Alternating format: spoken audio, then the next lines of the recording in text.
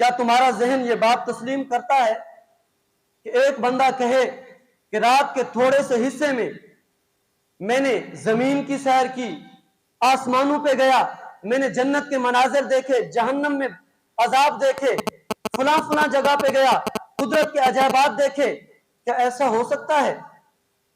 حضرت ابو بکر صدیق رضی اللہ تعالیٰ عنہ تھوڑا توقف میں پڑے، سوچ میں پڑ گئے کہ یہ کیا سوال کر رہے ہیں۔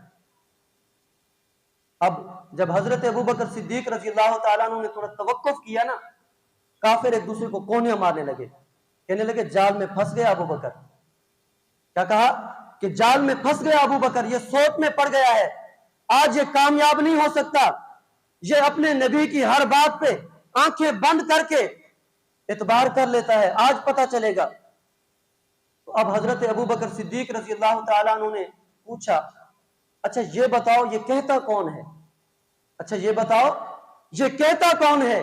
تو کافر کہنے لگے کہ دیکھو پہلے ہمیں شک تھا کہ نعوذ باللہ جسے تم اپنا نبی مانتے ہو نا، پہلے ہمیں شک تھا اس کے بارے میں کہ نعوذ باللہ اس پر کوئی جادو جنات وغیرہ کا اثر ہے، اب جب اس نے یہ باتیں کی ہیں اب ہمیں یقین ہو گیا کہ نعوذ باللہ تمہارے نبی پر جادو جنات وغیرہ کا اثر ہے۔ اب حضرت ابو بکر صدیق کے سامنے جب بات آئی نا نبی کی، توجہ کرنا، جب بات آئی نبی کی تو حضرت ابو بکر صدیق رضی اللہ تعالیٰ عنہ نے فرمایا کہ اگر بات کی ہے میرے نبی نے تو سچ کہا ہے، کوئی اور کہتا تو جھوٹ ہو سکتا تھا، اگر میرے نبی نے یہ بات کی ہے تو میرے نبی نے سچ کہا ہے۔ حیران ہوا، کہنے لگے دیکھو اس پہ بھی اثر ہے کوئی۔ اب حضرت ابو بکر صدیق رضی اللہ تعالیٰ عنہ نے فرمایا احمقو یہ تو چھوٹی بات ہے، میں تو اس سے بھی بڑی باتیں مانتا ہوں اپنے نبی کی۔ فرمایا جبریل امین کا نام سنا ہے تم نے؟ جبریل امین مقرب فرشتوں کا سردار ضرور ہے مگر میرے آقا کے در کا وہ بھی نوکر ہے۔ جبریل امین روزانہ آسمانوں سے زمین پر آتا ہے، صبح بھی آتا ہے، شام بھی آتا ہے، اور کبھی دن میں کئی بار آتا ہے۔ جبریل جو میرے نبی کے در کا غلام ہے وہ آسمانوں سے زمین پہ آتا ہے، زمین سے پھر آسمانوں پہ چلا جاتا ہے۔ اگر ایک دفعہ میرا نبی زمین سے آسمان پہ چلا گیا تو اس میں حیرانی والی کون سی بات ہے؟ کافروں نے کہا کہ ابو بکر بھی ہمارے جال سے بچ گیا۔ اور جب حضرت ابو بکر صدیق رضی اللہ تعالی عنہ نے، اور دیکھو قسمت کی بات ہوتی ہے نا، ابو جہل نے اور کفار و مشرکین نے معراج کا واقعہ کس سے سنا تھا؟ نبی پاک علیہ الصلوۃ والسلام سے، آپ کی مبارک زبان سے سنا تھا۔ نبی پاک علیہ الصلوۃ والسلام کی مبارک زبان سے سن کر انکار کر بیٹھے کہ یہ ناممکن ہے۔ ابو بکر کی قسمت پہ قربان جاؤں، ابو بکر نے ابھی نبی کی زبان سے نہیں سنا، ابو جہل کی زبان سے سنا، مگر ابو جہل کی زبان پہ نام نبی کا آیا کہ تمہارے نبی نے کہا ہے۔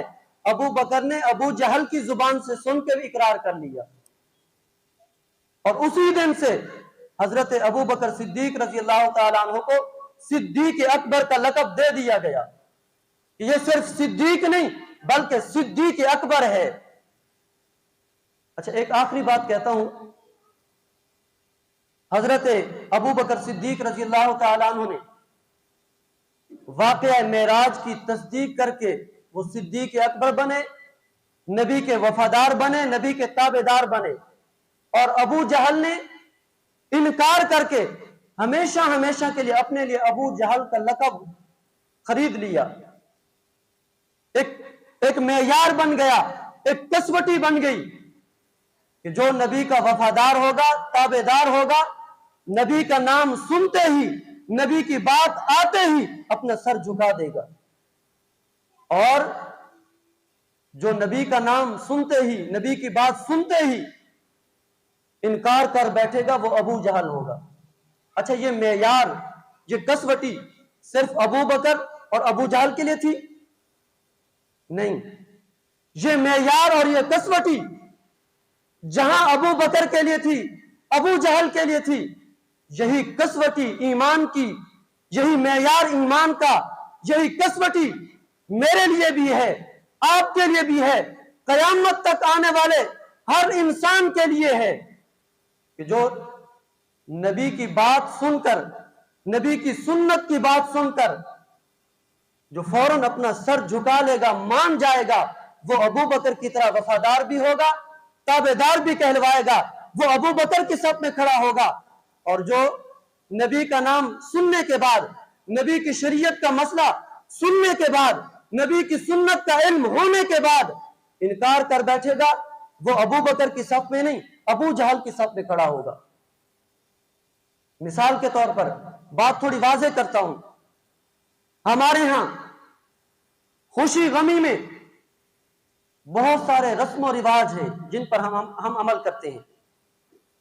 अगर कोई मौलवी साहब, कोई पीर साहब और जनाब कोई हमारा खैर खा रस्म होते हुए देखकर कह देता है, यार ये नबी की शरीयत के खिलाफ है, ऐसा ना करो, ये नबी की सुन्नत के खिलाफ है, ऐसा ना करो, उस वक्त हमारा ईमान पहचाना जाएगा, उस वक्त ये कसवटी सामने आएगी।